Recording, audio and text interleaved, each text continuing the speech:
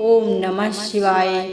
सनातन धर्म की जय हो। नमस्कार दोस्तों, प्रिय भक्तों, आपके अपने अनीता भक्ति स्टोरी चैनल में स्वागत है आप सभी का। प्रिय भक्तों, आइए हम गणेश चतुर्थी व्रत कथा का श्रवण करा रही हूँ, जिसे बहुत ही शांत एवं प्रसन्नचित्त मन से सुनिएगा। दोस्तों, यदि चैनल पर नए हैं तो कृपया चैनल को सब्सक्राइब करके बेल आइकन को प्रेस कर लीजिए, जिससे आप सदैव सनातन धर्म से जुड़े रहेंगे। दोस्तों, गणेश चतुर्थी की पहली कथा पौराणिक एवं प्रचलित श्री गणेश कथा के अनुसार एक बार देवता कई विपदाओं से घिरे थे। तब वह मदद मांगने भगवान शिव के पास आए। उस समय शिव के साथ कार्तिकेय तथा गणेश जी भी बैठे थे। देवताओं की बात सुनकर शिव जी ने कार्तिकेय व गणेश जी से पूछा कि तुम में से कौन देवताओं के कष्टों का निवारण कर सकता है। तब कार्तिकेय व गणेश जी दोनों ने ही स्वयं को इस कार्य के लिए सक्षम बताया।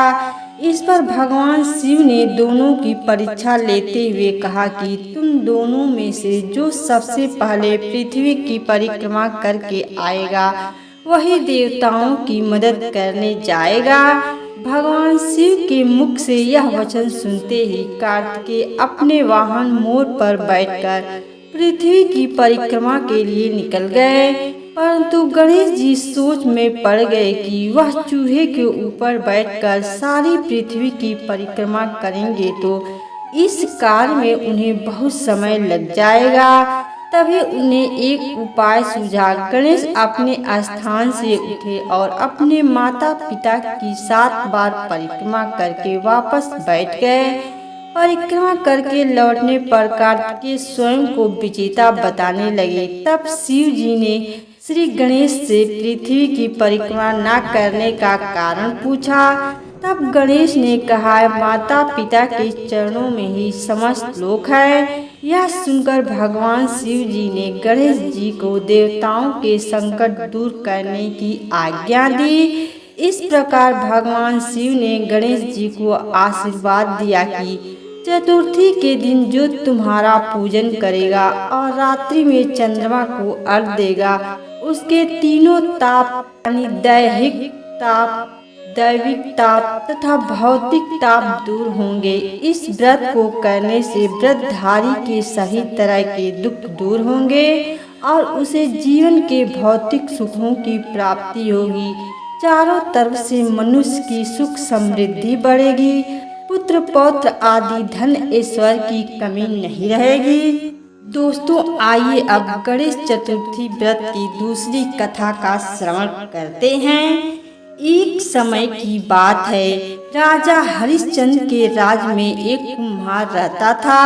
वह मिट्टी के बर्तन बनाता, लेकिन वे कच्चे रह जाते थे। एक पुजारी की सलाह पर उसने इस समस्या को दूर करने के लिए एक छोटे बालक को मिट्टी के बर्तनों के साथ आवा में डाल दिया।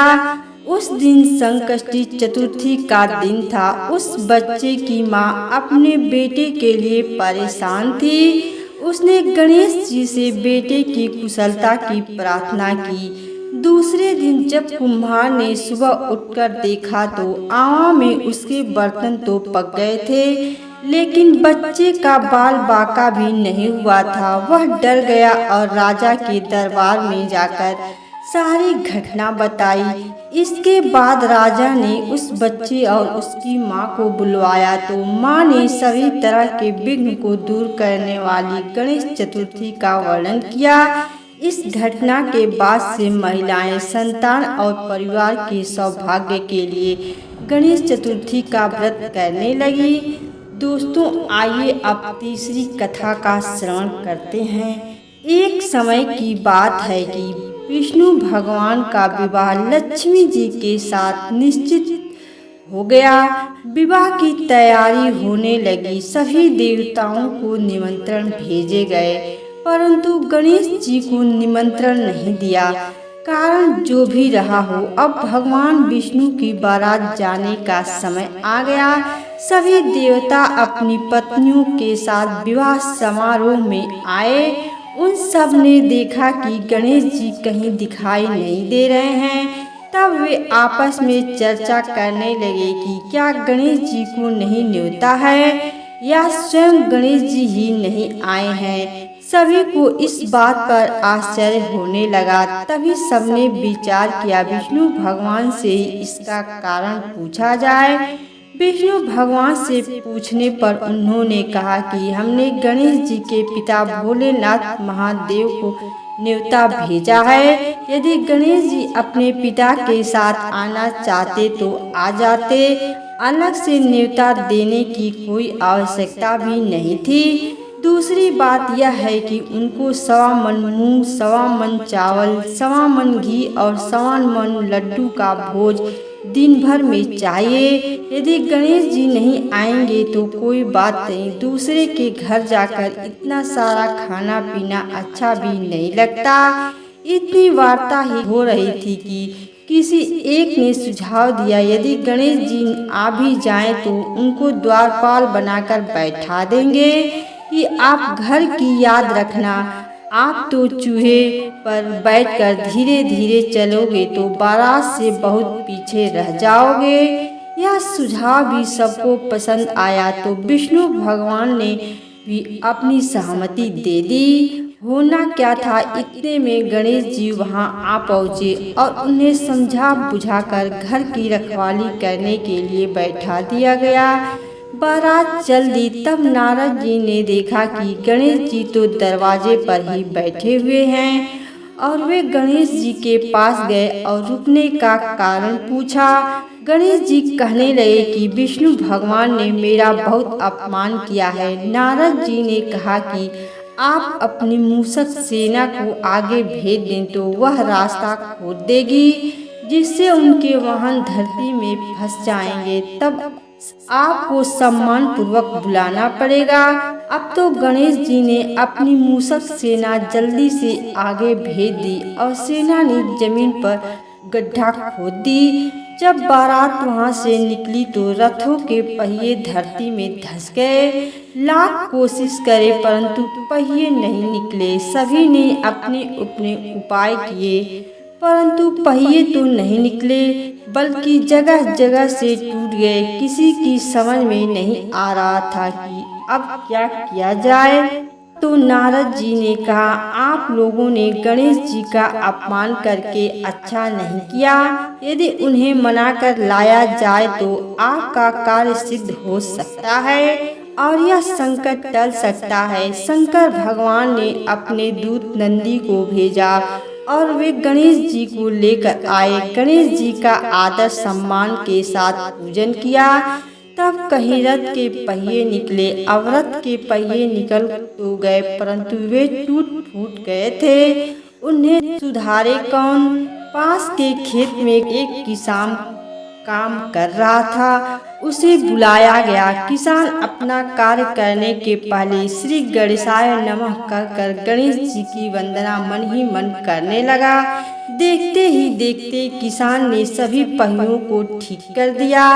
तब किसान कहने लगा कि हे देवताओं, आपने सर्वप्रथम गणेश जी को नहीं मनाया होगा और न ही उनकी पूजन की होगी, इसलिए तो आपके साथ यह संकट आया है। हम तो मूर्ख अज्ञानी हैं, फिर भी पहले गणेश जी को पूजते हैं, उनका ध्यान करते हैं। आप लोग तो देवतागण हैं, फिर भी आप गणेश जी को कैसे भूल गए। अब आप लोग भगवान श्री गणेश जी की जय जयकार लगाइए और प्रेम से बोलिए श्री गणपति भगवान की जय।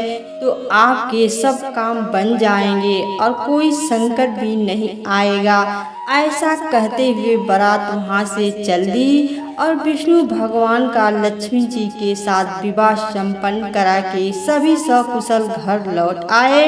हे गणेश जी महाराज, आपने विष्णु भगवान को जैसी कारज सारी हो ऐसे कारज सबको सिद्ध कर जो। बोलो गजानन भगवान की जय। अब आइए हम चौथी कथा का श्रवण करते हैं।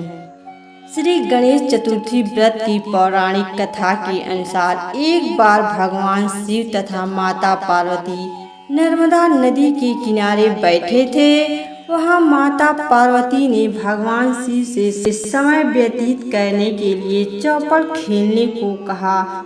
शिव चौपड़ खेलने के लिए तैयार हो गए, परंतु इस खेल में हार जीत का फैसला कौन करेगा, यह प्रश्न उनके समक्ष उठा तो भगवान शिव ने कुछ तिनके एकत्रित कर उसका एक पुतला बनाकर उसकी प्राण प्रतिष्ठा कर दी और पुतले से कहा, बेटा हम चौपड़ खेलना चाहते हैं, परंतु हमारी हार जीत का फैसला करने वाला कोई नहीं है, इसीलिए तुम बताना कि हम दोनों में से कौन हारा और कौन जीता।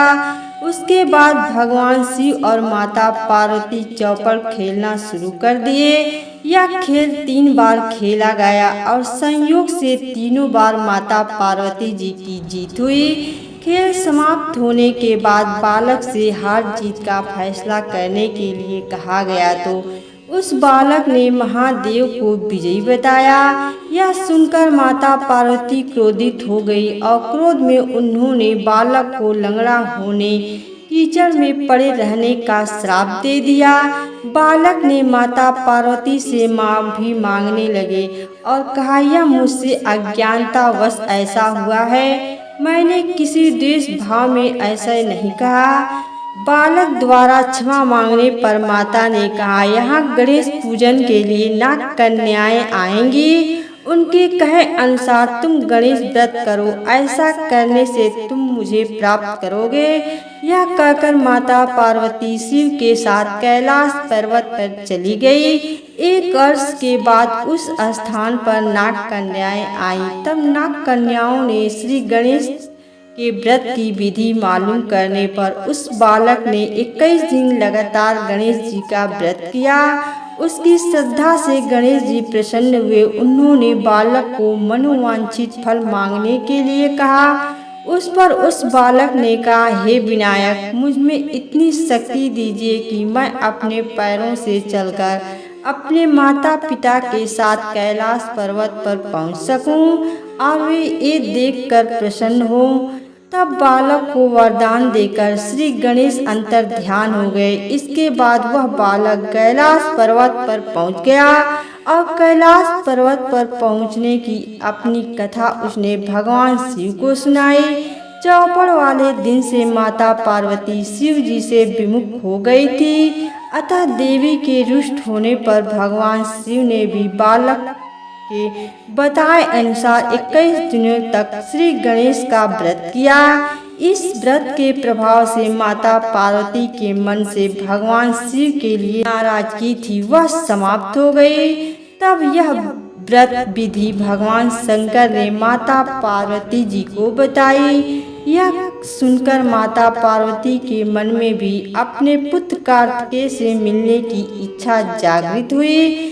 तब माता पार्वती ने भी 21 दिन तक श्री गणेश का व्रत किया तथा दुर्वा फूल और लड्डुओं से गणेश जी का पूजन अर्चना किया। व्रत के 21वें दिन कार्तिकेय स्वयं अपने माता पार्वती जी से मिलने आए। उस दिन से श्री गणेश चतुर्थी का यह व्रत समस्त मनोकामनाओं की पूर्ति करने वाला व्रत माना जाता है। इस व्रत को करने से मनुष्य के सारे कष्ट दूर होकर मनुष्य को समस्त सुख सुविधाएं प्राप्त होती हैं। नमस्कार दोस्तों, यह कथा आप लोगों को कैसी लगी कमेंट करके जरूर बताएं तथा वीडियो को लाइक और अभी तक चैनल को सब्सक्राइब नहीं किए हैं तो कृपया चैनल को सब्सक्राइब कर दीजिए। सदैव आप ऊपर गणेश भगवान की कृपा बनी रहे। ओम गंग गणेशाय नमः। श्री गणेशाय नमः। प्रेम से बोलिए गणेश भगवान की जय।